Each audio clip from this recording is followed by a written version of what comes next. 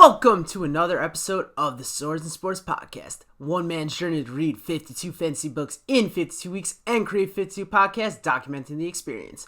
I'm your host, Mike Mogues, the man embarking on this journey, and this week, I'm joined by Christopher Mitchell. He's here to talk about his Spiffbo 7 finalist book, The Mortal Blade. That interview is, of course, coming up after all these announcements and book details. As a quick self-promo, you can find this podcast on all your podcast listening platforms. Those podcast listening platforms are Apple Podcasts, Spotify, Audible, whatever Google's doing, and some other ones that I don't know the names of. So go check that out. Also, of course, the YouTube channel, which has been doing which is sad because all the authors show something super special every interview, and I always think, I really hope people get to see that because it's cool. You can check that out. The channel, I think, is Swords and Sports. Also, follow the socials. They're at Swords and Sports. Instagram shows the clips. Twitter shows the announcements. Combine them, and you've got the full Swords and Sports experience. It gets really hard to keep saying Swords and Sports because it's a lot of S's, and if my mouth is even a little dry, I start to develop a lisp. I just want to say, last week was the 100th episode. This is the 50th this year. There's been 49 interviews this year alone. If you're not following the journey, it's almost over. And I'll explain more about that in 2 weeks, but I think I've booked the last 2 interviews for this year. So if you were wondering, is he going to be able to interview 50 different fantasy authors in 1 year? The answer is yes. And thank you, everybody, for making that possible by continuing to support and, of course, the authors. Let's get into these book details. I'm super excited for this. I love Scotland. And I think because of people like Christopher. The book is The Mortal Blade. The author is Christopher Mitchell, which is a great author name, by the way. I know it's his actual name. Every week, I forget to mute the transition noise, and it plays right in the middle as I'm doing the intro, and it scares the shit out of me. So if that is showing up in the audio, I'm sorry. The series is the Magelands Eternal Siege. This is book 1. It might not be book 1. It's confusing. He's written a lot of books. It was published August 28th, 2020. It is 417 pages, and it is a self-pub book, which, as I mentioned already, is a finalist. I'm not going to say this is the official podcast for the finalists of the self-published fantasy blog-off competition. I just happened to interview a lot of them, so you do with that what you will. As always, and I want to make this clear, whether this is your first time listening to this show or whether you've been rocking with me for 101 weeks, this podcast contains spoilers, and this week, the spoilers pertain to Christopher Mitchell's The Mortal Blade. I got so excited that I said pertain correctly that I butchered the next word. Not everybody's perfect. This contains spoilers, so if you haven't read the book yet, first off, go buy that thing. Go buy all the self-published fantasy blog-off books, especially the finalists, and especially the semi-finalists, and especially just the first people that are in there. Buy every book you can. But really buy them if they're featured on this show. If you haven't read the book yet, consider this your warning. Without further ado, Christopher Mitchell.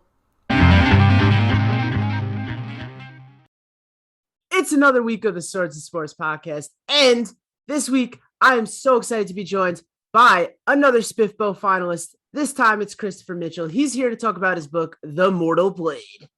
First off, Chris, welcome to the show. Well, thank you very much for having me. I am super excited to have you on. And my first question, it's a little out there, is can you thank not wanting to hang out with your wife's friend for the start of your writing career? I'm sorry. In your origin story about starting as a writer, you mentioned that your wife's friend came over and you just didn't hang out and decided to start writing. She'd been saying to me for several years up to that point, when are you going to go and write a book? Go and write a book, so it was nothing personal against her friend that particular evening. but I thought I'd take the chance to slip off and actually start doing some work, actually start trying to see where it would lead to. Yeah. So that was what, about 6 years ago, that one. Listen, if it was to do something else like play a video game or something unproductive, then she might have had a fair grievance. But in this case, it started an incredible writing career. So worth Yes, it. yeah, yeah. That's where it all started off. Yeah. All the ideas, everything came from that first evening, really, and just haven't looked back since, really. Haven't been back since. You're putting out 6 a year. First off, that's Yeah. incredible, Yes. but that's Yeah. not much of a question. So my question, I guess, is how? Well, I'm full time now. Just for just over a year. It was last September that I was able to hand in my resignation from my old day job, which was in IT. I was writing back then, but I was writing very dry reports about IT. That was my job, really. But it was last year I was able to actually hand in my resignation and get down to it full time. So, when I was working full time in the office, I was doing about 2 books a year in the evenings and weekends and so on. But now, of course, I've got the full day. I've got the full day to work, which is great. Obviously, it's what I really wanted all along. I guess it's able to work from home and be able to be a writer full time. Very lucky. It's remarkable that in a short amount of time you were able to go from not writing any fiction books, because I know you have done some nonfiction writing, and then going full time just as a writer. Like that doesn't often happen. Yes, I've got a lot of support from my wife, really.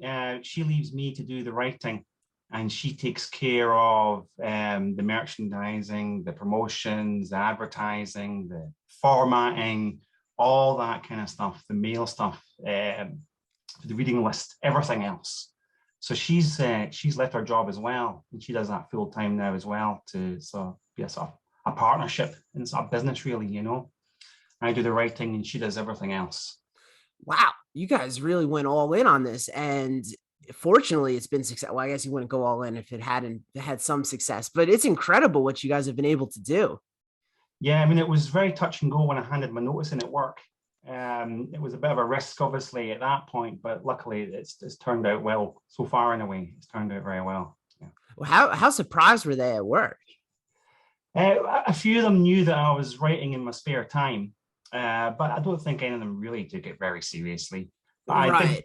I did tell them when I published my first book, I went into human resources and said, just so and they gave me a few blank looks as if, well, so what.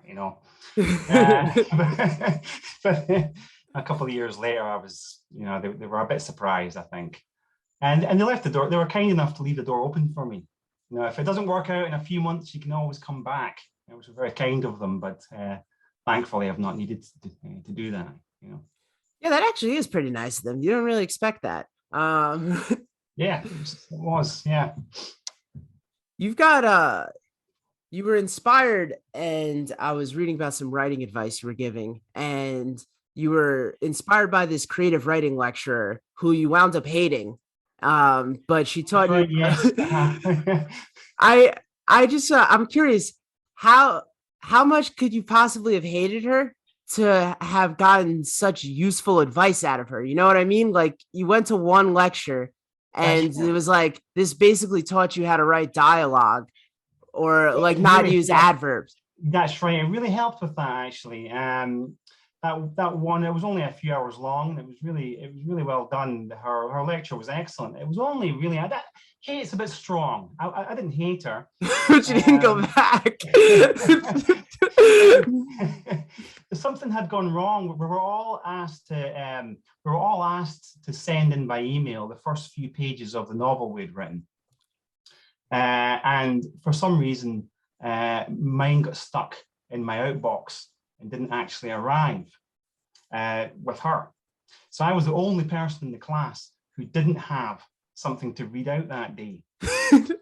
Yes, it was a bit embarrassing. And I should have checked, of course. It was my fault for not checking my outbox to make sure I had actually sent. But of course, it was fantasy. It was the first few pages of book one of my epic series.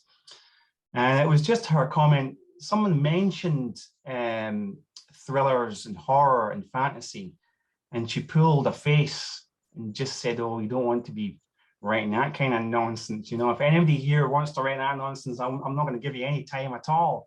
And at that point, I was like, "Well, I'm glad that my outbox didn't work that day, then, you know." But I thought to myself, well, you know, if that's your attitude, really, I probably shouldn't be coming back to this class. But at the same time, her advice, that one bit of advice was very good, and it led me to go back and edit my work again and make it a lot more streamlined and tight. So I will always be grateful, you know, for that. You know, despite her words about the fantasy genre, her unkind words. I'll always still be grateful for that. I don't know why I find this so funny. It just like the idea of like she was so helpful, but she put down fantasy. So you're like, fuck this, never again. I'm not going back. No. What if you had sent it and then she came into class and she was like, "This has changed my whole mind on what fantasy could be." Yeah, perhaps that might have been true, but I somehow doubt it. I'm gonna change tracks here. Was your grandma right? Did Elvis really die because you ate too many cakes? That's what I believed for many years.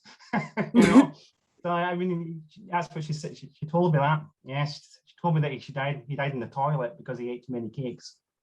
And I mean, has that ever been disproven? Well, it could still be true. Maybe not cakes. Maybe that.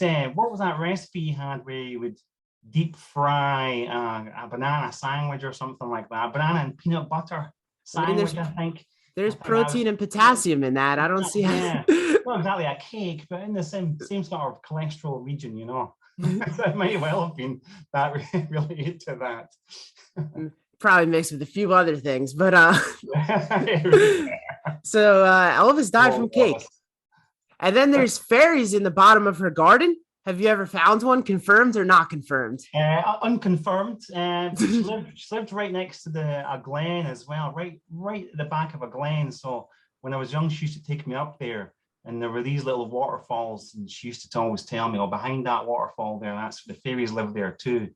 So of course, being only 4 or 5 years old, I completely swallowed every word she said. And for many years, I did believe that these little areas of the glen were inhabited by the fairies. You know, that's where they lived, and you weren't to go too close to them just in case. You know. Well, I'm 29 and I'm believing this right now. I'm ready to go take the trip and start looking. Yeah. She told me quite a lot of stories like that when I was young. You know, it was a very good experience growing up with her. You know, she had a lot of stories. She was Irish, and I think she had a lot of stories about fairies, as well as about stories about Elvis as well. You know, she had a lot of stories about fairies. That seems actually like a very Irish attitude, just combining Elvis and fairies and all types of stuff into one. Yeah. I like it. Yeah. She sounds like she's got some knowledge. Yeah, I think so. This is going to be out of nowhere, but who's the greatest philosopher of all time? Oh, Chris is currently stumped. I would say David Hume. David Hume. I actually have no idea who that is. Scottish Enlightenment philosopher from the 18th century. Okay. He was a humanist, very influential philosopher of the Enlightenment. You know, cool. All about rationality and whether you can believe what your senses tell you and things like that. You know, but yeah, I'd recommend look into him. He's right. My breadth of knowledge is Socrates, so that wasn't going. Yeah, I do like Socrates, but he was in favor. He wasn't in favor of democracy. He was in favor of the right-wing junta that took over Athens. So it was a bit problematic in some places, Socrates. You know? He's a fraud. So before you had started writing fiction, you were dabbling in like teaching courses, and you had written a teaching book at some point. That's right. Yes, for the United Nations in Jerusalem. I was out there. I did a lot of traveling in my 20s, and I volunteered for a few months and lived in Jerusalem, and Oh I wow. had a unpaid job, and they had a lack of teaching materials on how to write letters in English, formal letters, formal reports, that sort of thing. So yes, I was asked to write a guide. I have no idea if they probably stopped using it many years ago, but I was asked to write a guidebook, essentially, that could be distributed among the workers that worked for the Refugee Works Agency out there. What did the Goodreads reviews look like for that? Yeah, yeah, probably pretty poor. I don't ever go on Goodreads. I try to avoid it if I possibly can. That's probably It's a good for the savage mental place. health. It's a savage place.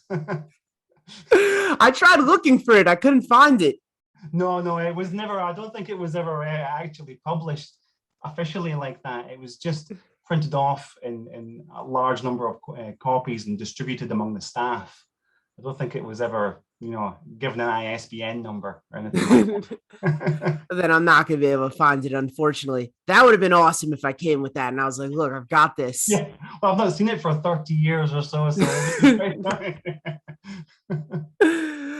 I mean, that would have been a good Instagram picture. On your Instagram, I was looking at this sheet of loose leaf that you posted, and you titled it your writing journal. But I'm telling you, I stared at this thing for 5 minutes and I didn't know what the hell was going on it. What is that?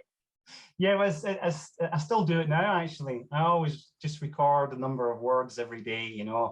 I should probably have done it on a spreadsheet, but I've got notebooks filled. It's all pencil and paper, but I've got notebooks filled with all that stuff. I just sort of rather obsessively record everything that I do, really, so I can keep a track of where I am and what I do and look back on it and stuff. This thing was intense. Everybody go check out his Instagram if you want to see what I'm talking about. It's an intense.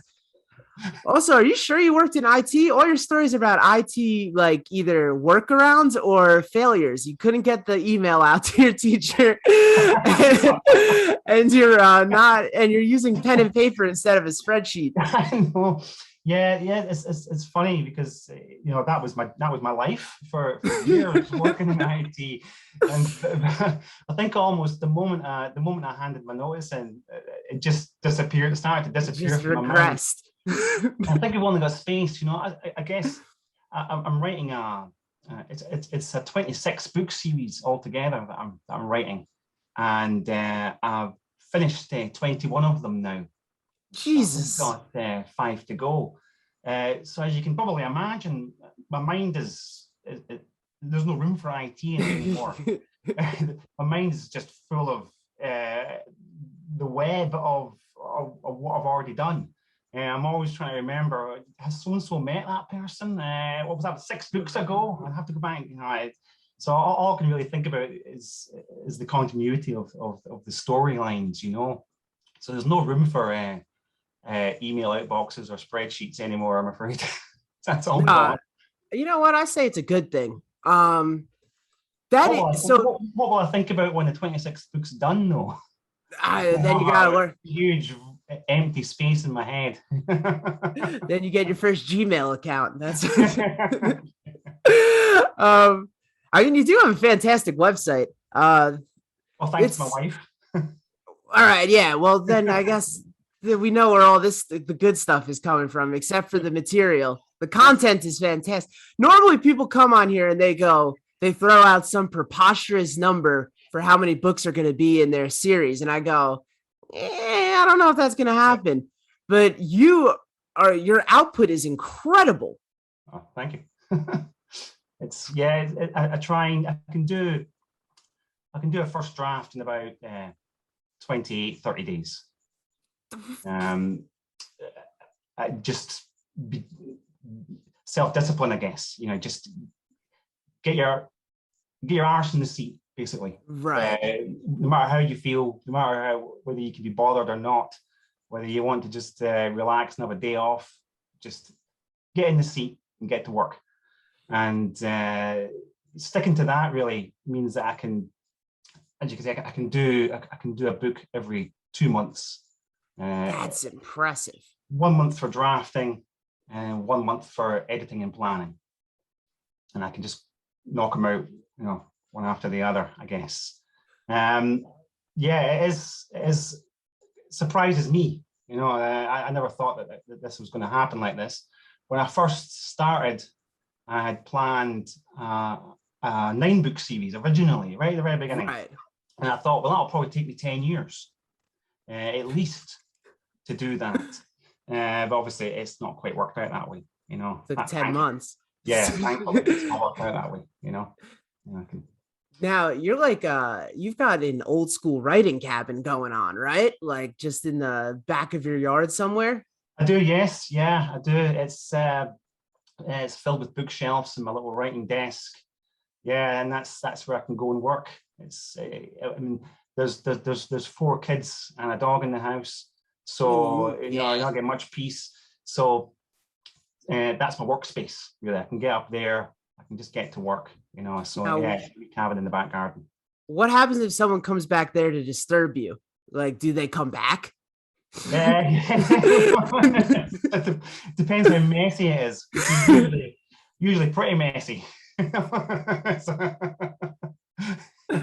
It's definitely my cave, as and it's maybe not as tidy as it should be. Well, that's your space. If they disturb you in your space, they might not make it back to the big house. That's right. Yeah, the kids come up now and again, but usually, but now they're at school, of course, all day. Now that the lockdowns and so on are finished, they're all back at school all day. So I do get a good clear 6 or 7 hours every day up in the cabin to work.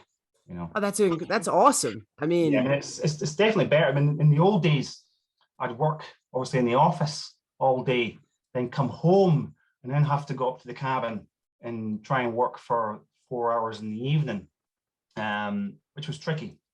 And now, of course, I get to see the kids an awful lot more.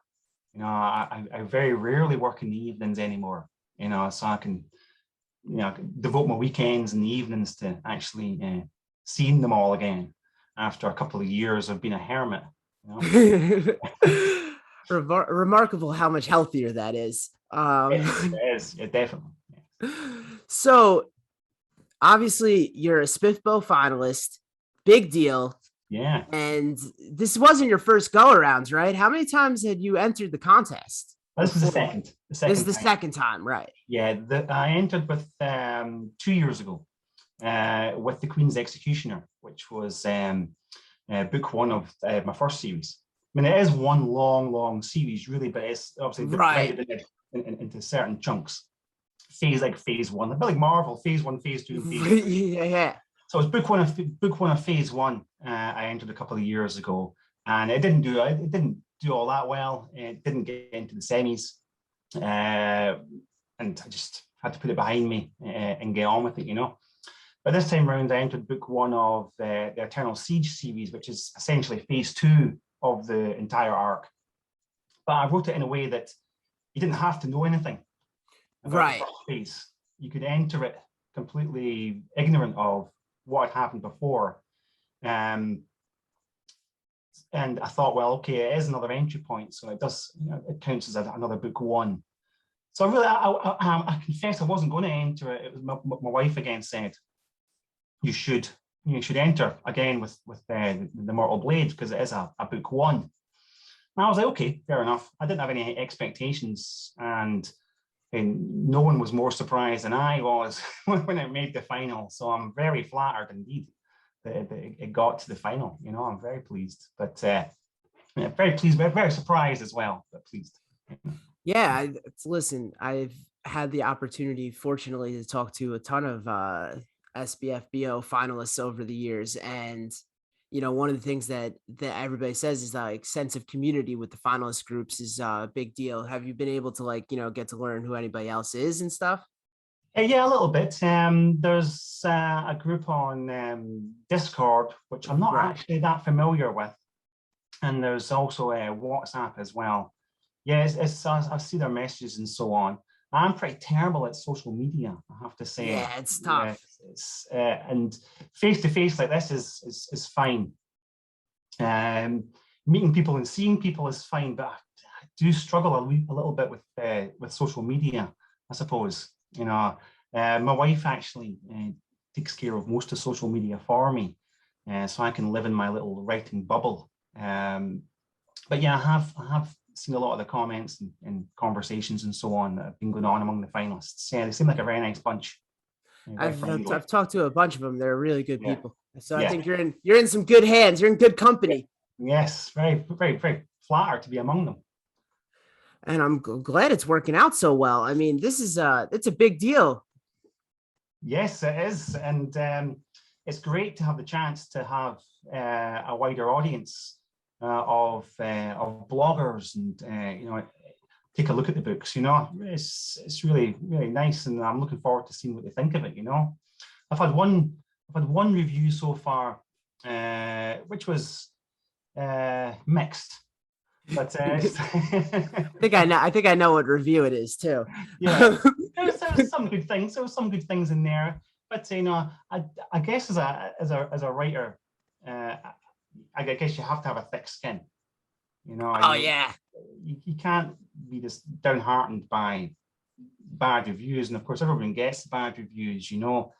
Especially, I mean, I've had a lot of good reviews, but I've had a lot of bad ones as well. Especially centered around the amount of swearing in my first series. It seems Was to have there? yes, yeah, not in the Mortal Blade. Right. As the start of phase 2, it's on a different world altogether with a different group of people, and but there were certain characters in the first series that do swear an awful lot, and I've had a few negative comments about that. But that's fine, you can't let these things affect you. You have to just keep going. That's a throwaway criticism to me. Yeah. I would never take that one seriously, because half the time people are like, it's unrealistic that they don't curse, or Yeah. it's too graphic that they do curse. You're never going to please anyone with that. Yeah, I know. And I was what I was aiming at was I wanted some characters in the books that sounded like people I knew when I was growing up. And people curse, it turns Yeah, out. yeah. And one of the characters in particular, a woman called Kira, I modeled her on a couple of women that I knew, and that was exactly how they spoke. Not exactly, because I ended up toning the books down.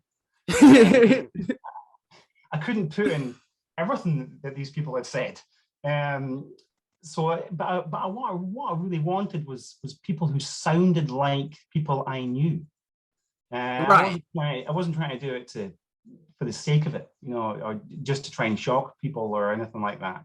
But the ratio, especially in book 4, see, when I wrote book 4, I'd already been rejected by about 100 agents. So by that point, I was really writing it for myself. Right. At that, I didn't have any.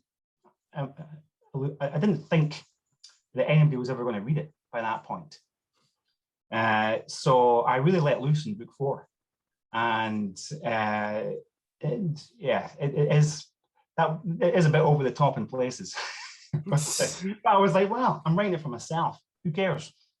Of course, it transpired that it did get published, and it's out there in all its F-bomb glory, Yeah, and I think maybe that was a turning point where you're finally able to just be like, screw it, I'm doing this for myself. I don't care. Yeah, I think so. In some ways, yeah. I think this is a good entry point to go on to the book related questions. This is a spoilers podcast. There are plenty of warnings included in there, and I've got some book related questions for you. Are you ready?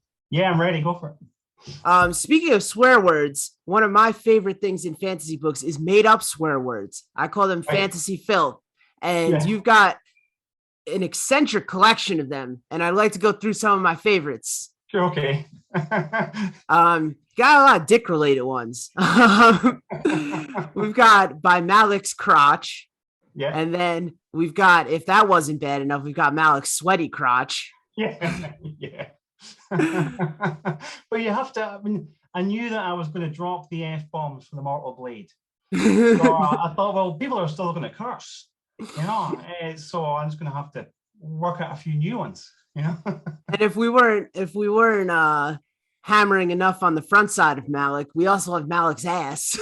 Yeah, quite a lot of Malik's asses on show. And the perfect accompaniment to Malik's ass is Amelia's ass. Yeah.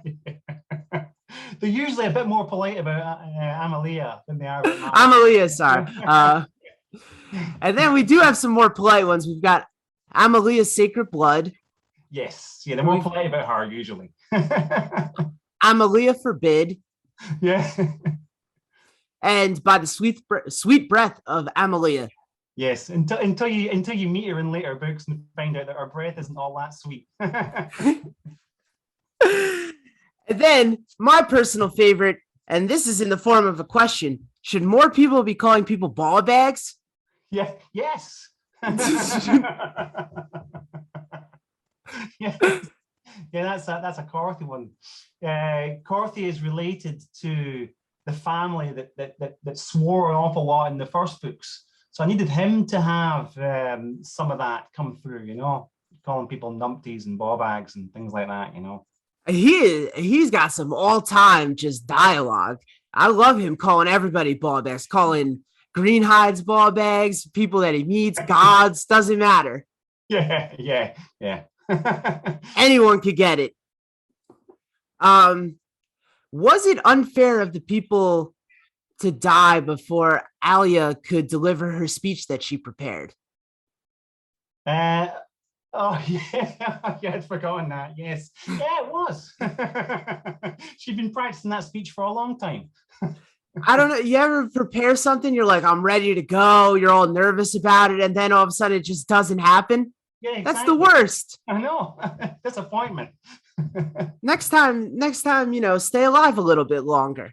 Yes, do the decent thing. At least stay alive long enough to hear the words about why she's killing you. Downright rude. If you're gonna take a big block of opium, are you not supposed to smoke it? Yeah, exactly. Yes. Poor Ayla's been under house arrest for so long, you know, and then she's finally released from house arrest. But yes, this is a poor decision, a poor choice that she's made over the years, you know, to try and drown out what was going on in the city. Yeah. What are you supposed to do? She was on house arrest. No, yeah, spent a couple of centuries just out of her mind. It all goes away. I mean, in some cases it did. It got her to this point. Yeah, it did. Yeah, it got her without cracking up. But she's got a few vices as poor Ayla. There is a little prequel novella which sort of tracks her during her house arrest, and there's a bit more opium related activities going on in that as well. It's like the opium tales. Yeah, it's like a Train Spotting or something. Yeah, it's the same, and it's much the same in the first series as well. That was another thing I've had a few criticisms about. There's no opium on the world, but there is a whole variety of different kinds of narcotics that are available, as well as alcohol, on this other world. And certain characters do partake and so on. Others don't, of course, but this is another sort of thread that runs through the earlier books as well. So after the criticism about swearing, people are surprised there's drugs in the book. I don't understand what the thinking behind that is. Too much swearing, too much drugs, too much smoking as well. All things people do, God forbid. And way too much drinking going on. Go read a kid's book then if you don't want that. I don't know what to tell you. This is a book where people get stabbed, right? Exactly. Yeah. So, if you handle people getting murdered, then surely someone smoking a cigarette shouldn't be offending. Chris, keep it clean. So like this whole world, it's just this city, and there's just lizard people everywhere else. That's right. Yes. That's awful.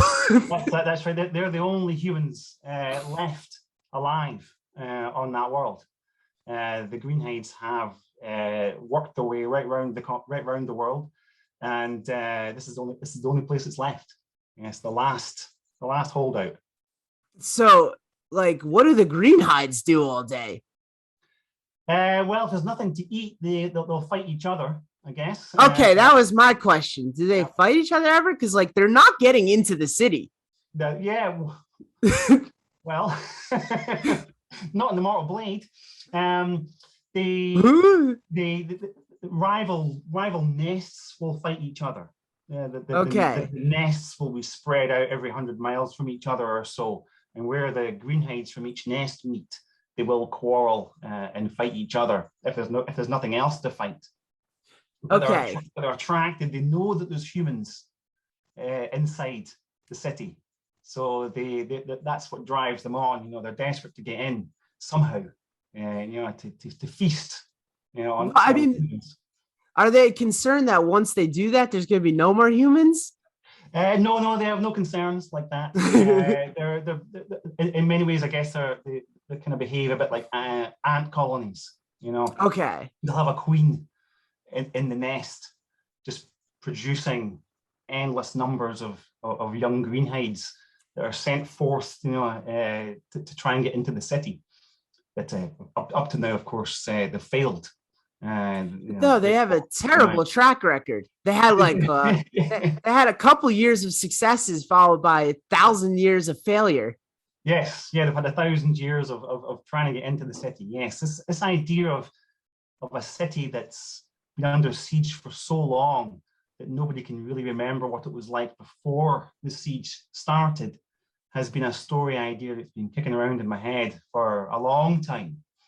How it would feel to be within a small, it's quite a large city in some respects, but it's still quite a small area, of course, it's like 20 miles by 10 miles or something like that.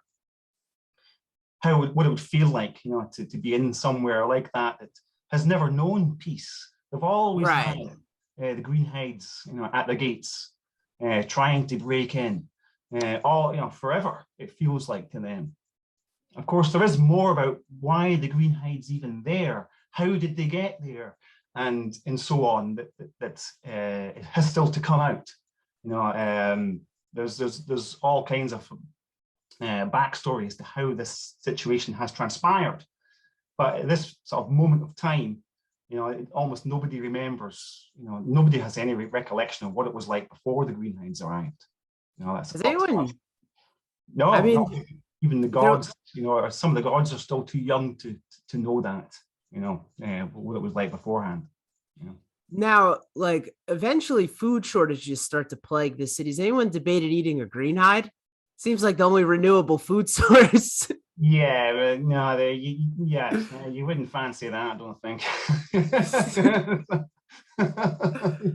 It's like the only fresh meat, though. I know. Well, yeah, it took me a while to work out the mechanics of how the population could survive. But I guess there's plenty of food in the seas, I suppose, and that gives them half of their food at least. They can go out and fish and get and so on. So 2/3 of the city is surrounded by water. So they can at least escape that way. Yeah, at least they could do something if they really want. Gotta take up fishing.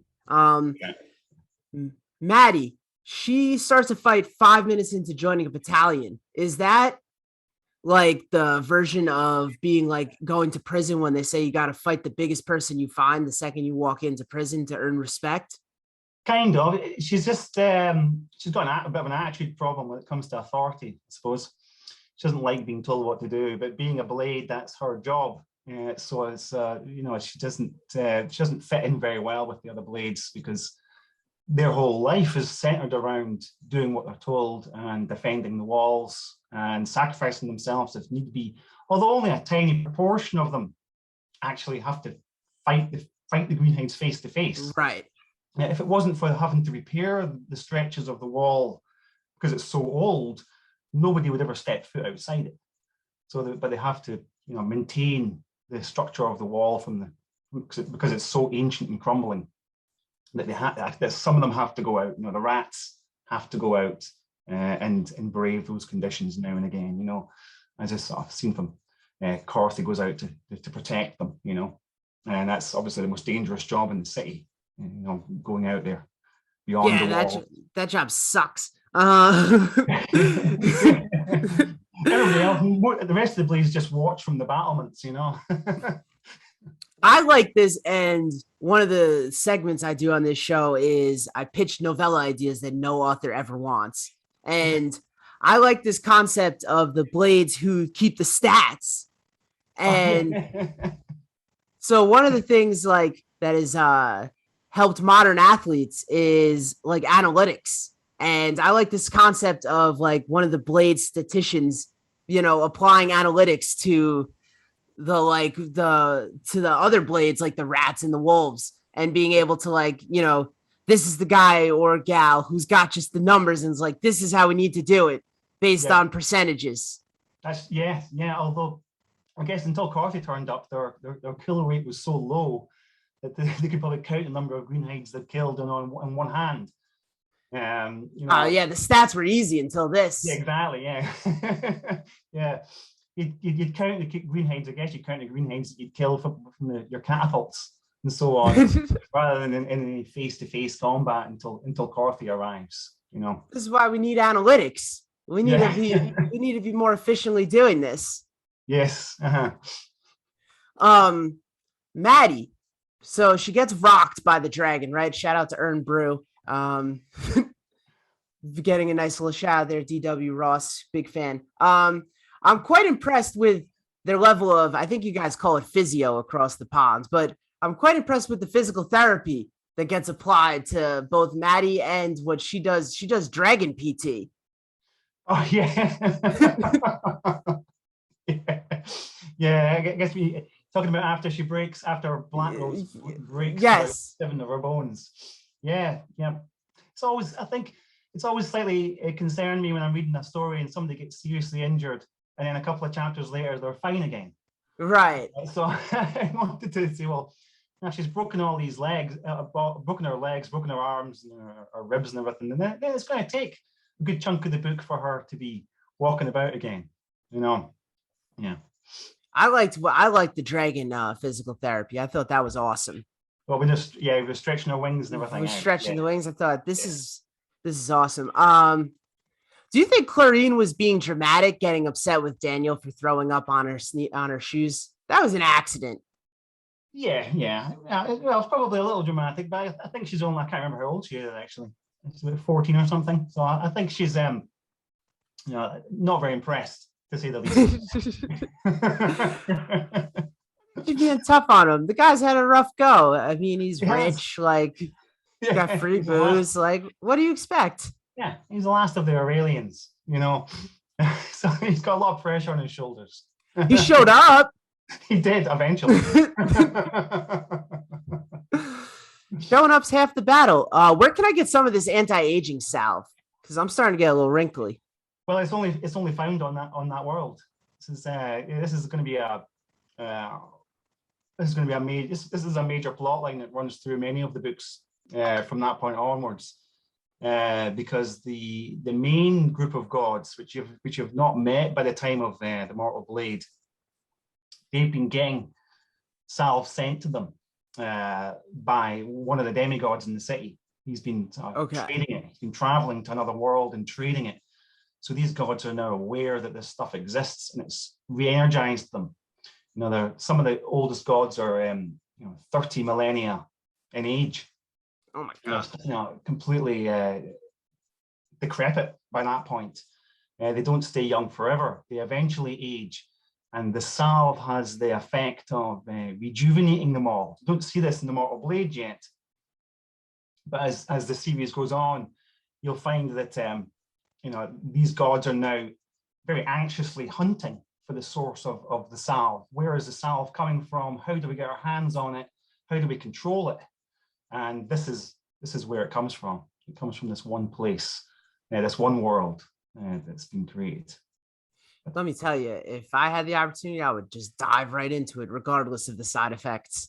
Yeah, like poor Malik, bathing in this stuff. I did not. I was not shocked. I was like, that's exactly what I would do. Yeah. Especially after a breakup separation. Yes, yeah. You got to get the confidence back. Yeah. Unfortunately, it may have addled his brain slightly. But he looks good. I bet you. I know many people on Instagram who would make that trade. Yeah, yeah, yeah. We'd go down a tweet on Instagram, I think. But it doesn't have that effect on mortals. You'll be sad to know. It only has that effect on immortals, gods and demigods and such like.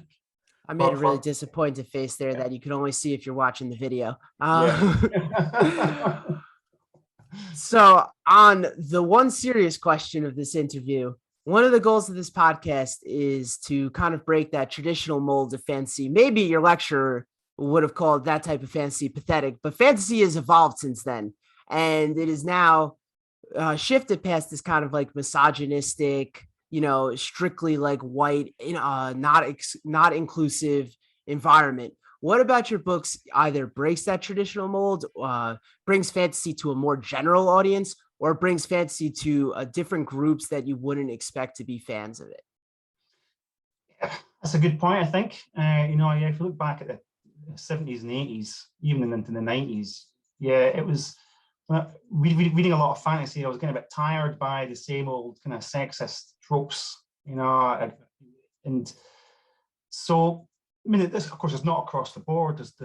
Obviously there's a few new authors recently that have abandoned that approach.